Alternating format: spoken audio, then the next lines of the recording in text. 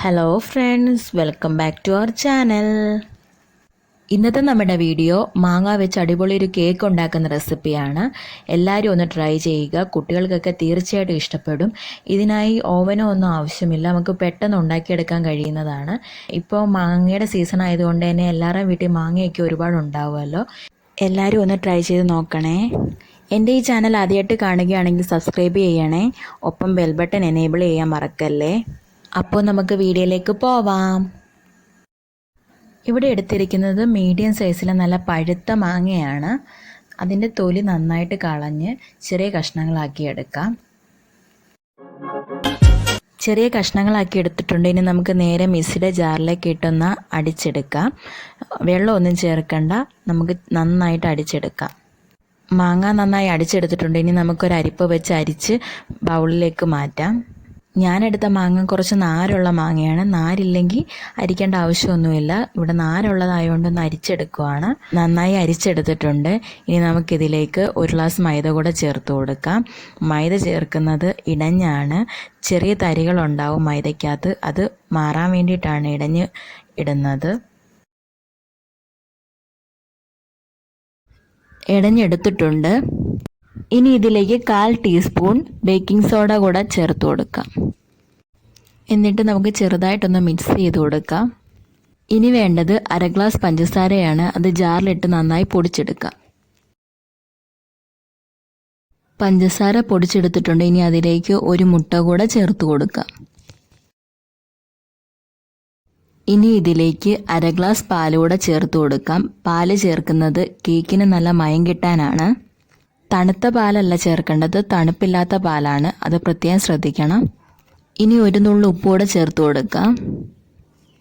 ഇനി വേണ്ടത് 1 സ്പൂൺ എണ്ണയാണ്. സൺഫ്ലവർ ഓയിലാണ് ഞാനിവിടെ ചേർക്കുന്നത്. ഇതെല്ലാം കൂടെ മിക്സിയിലിട്ടൊന്ന് അടിച്ചെടുക്കാം. നിങ്ങൾക്ക് ബീറ്റർ ഉണ്ടെങ്കിൽ ബീറ്റർ വെച്ചൊന്ന് അടിച്ചെടുത്താൽ മതി. ഇവിടെ ബീറ്റർ ഇല്ലാത്തവർക്കായിട്ടാണ് ഞാൻ കാണിക്കുന്നത്.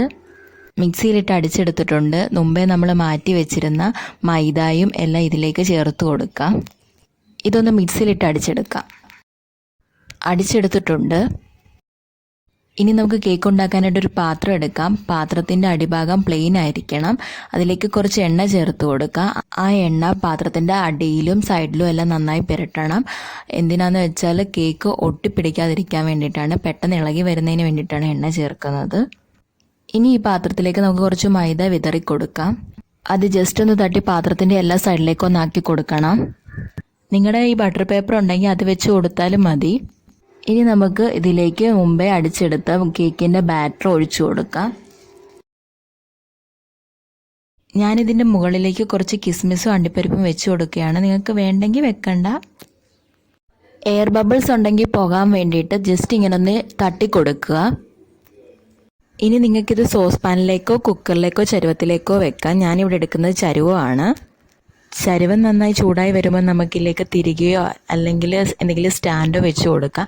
അതിൻ്റെ മുകളിലേക്കാണ് കേക്ക് ബാറ്ററിൻ്റെ പാത്രം വെച്ച് കൊടുക്കേണ്ടത്. നന്നായി ചൂടായി വന്നിട്ടുണ്ട്. ഇനി നമുക്ക് കേക്ക് ബാറ്റർ വെച്ച് കൊടുക്കാം. ഈ 2 പാത്രങ്ങൾ തമ്മിൽ കുറച്ച് സ്പേസ് ഉണ്ടായിരിക്കണം, ഒത്തിരി അങ്ങ് ഇടുങ്ങിയിരിക്കരുത്. ഇനി ഒന്ന് അടച്ച് വെച്ച് ഒരു 40 മിനിറ്റ് ലോ ഫ്ലെയിമിലൊന്ന് ബേക്ക് ചെയ്തെടുക്കാം. ചിലപ്പോൾ ഒരു 45 മിനിറ്റൊക്കെ ആവും. നമുക്കിതൊന്നെ ഒന്ന് തുറന്ന് നോക്കാം ആയിട്ടുണ്ടോയെന്ന്.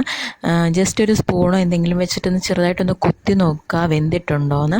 ഇവിടെ ഇത് നന്നായിട്ട് ബേക്കായി കിട്ടിയിട്ടുണ്ട്. ഇനി നമുക്കിത് പുറത്തേക്ക് എടുക്കാം. ഇത് കംപ്ലീറ്റ് ചൂടാറാനായിട്ട് നമുക്കൊന്ന് മാറ്റി വയ്ക്കാം. ഇപ്പോൾ കേക്ക് നന്നായിട്ട് ചൂടാറിയിട്ടുണ്ട്. ഇനി നമുക്ക് കേക്കിൻ്റെ സൈഡൊക്കെ ഒന്ന് വിട്ടിട്ട് പുറത്തെടുക്കാം. നമ്മുടെ മാംഗോ കേക്ക് റെഡി ആയിട്ടുണ്ട്. നല്ല ടേസ്റ്റിയാണ്, അതുപോലെ തന്നെ നല്ല സോഫ്റ്റാണ്. പ്രത്യേകിച്ച് കണ്ടൻസ് ഒന്നും ഇതിനകത്ത് ചേർക്കുന്നില്ല, കളറോ അങ്ങനെയൊന്നും തന്നെ ചേർക്കുന്നില്ല. നല്ല ടേസ്റ്റാണ്, എളുപ്പം ഉണ്ടാക്കിയെടുക്കാൻ പറ്റുന്നതാണ്.